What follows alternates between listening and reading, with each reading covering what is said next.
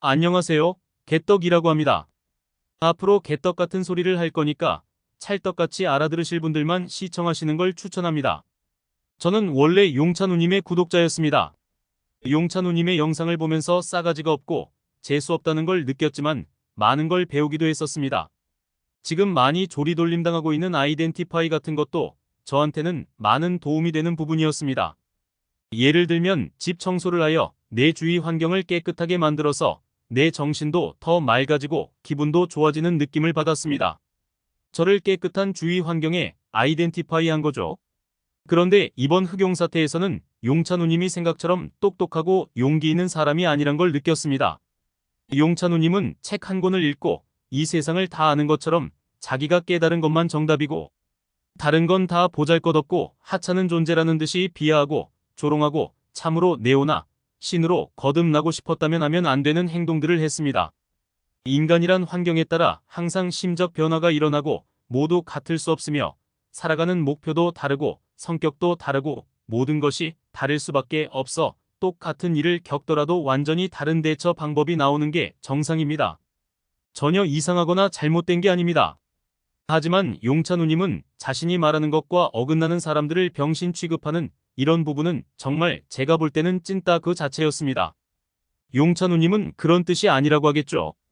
그런데 앞서 말했듯이 인간이란 모두 같을 수 없기에 유튜브라는 오픈된 공간에서 수많은 사람들이 용세이를 받아들이는 결과는 다를 수 있다는 말입니다. 대다수가 노라고 외치면 그 사회적 분위기가 노인 겁니다. 이걸 받아들이고 나서 자기 주장을 펼쳐야지. 너네는 뿅 네 마리 다 맞음 이건 아니라고 봅니다.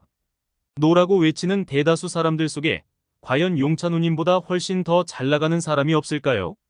그리고 저는 특히 인성 부분에서 많이 실망했습니다. 지금까지 해온 행동들을 보면 진짜 자기 자신에 대한 확신이 있다면 맞는 거? 욕 듣는 거? 이딴 거 겁이 안 납니다. 맞으면 어때요? 욕 좀 들으면 어때요?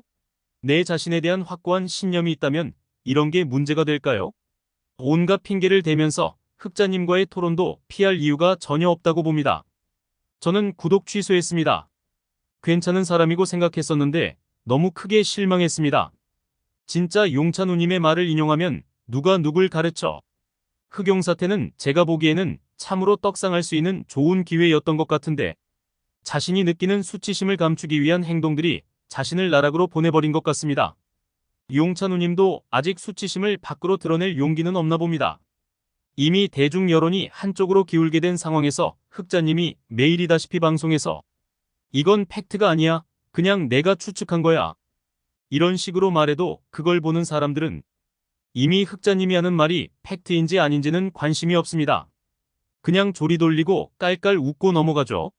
그러다 보면 그렇게 조리 돌리던 내용들이 팩트처럼 인터넷에서 돌아다니고요. 이미 대중들에게는 흑자님 및 그 외 용찬우를 공격하는 분들이 하는 말이 팩트인지 아닌지는 중요하지 않다는 말입니다. 용찬우님은 결국 자신의 수치심을 극복하지 못하여 이렇게 되었다고 생각합니다. 그렇다고 여기서 왜 저 사람들은 저렇게밖에 생각 못하지? 이런 생각을 하면 당신은 진짜 저 개떡보다도 못한 사람입니다. 영원히 지금 이상으로 성장할 수 없을 겁니다. 그리고 흑자님도 제가 잘 아는 분은 아니지만 제가 봤을 때 초반에는 팩트로 아주 잘 대응하여 대중의 지지를 얻고 저도 흑자님을 지지했었습니다. 하지만 시간이 지나고 거의 1회식으로 컨텐츠가 올라오다 보니 어느 순간 이건 그냥 용찬우님을 조리돌리는 느낌이 시게 들었습니다. 물론 잘했네 잘못했네를 말하는 건 아닙니다. 흑자님도 이렇게까지 화난 이유가 분명히 있습니다. 하지만 그냥 관객인 저는 이미 무의미한 싸움이라고 생각해서 아예 흑용 사태에 관심을 접었는데 이번에 구재영님의 채널에서 1대1 배틀한다고 하여 다시 관심을 가지고 이렇게 짓거려 봅니다. 흑용 사태뿐만 아니라 요즘 온라인에서 화제가 되는 여러 사태들을 보면 혐오에 빠진 대중 심리를 시게 체감하고 있습니다. 흑용 사태에 관심을 가지시는 분들도 같은 편을 찾아 힘을 모아서 한 놈을 보내버리려고 하지 말고 조금 더 이성과 자기 소신을 가지고 팩트를 기반으로 흑용 사태를 지켜보는 게 어떨까? 라는 의견을 드리고 싶습니다. 끝으로 제가 책에서 읽은 건데 이럴 때 쓰는 말이 맞는지 모르겠어요. 누군가가 문제의 원인이 내가 아닌 다른 사람이라고 설명해주면 기분이 좋아진다. 그럼으로써 자신이 조금 더 괜찮은 사람인 것처럼 보이기 때문이다. 라고 하더군요. 개떡 같은 소리를 찰떡같이 끝까지 들어주셔서 감사합니다.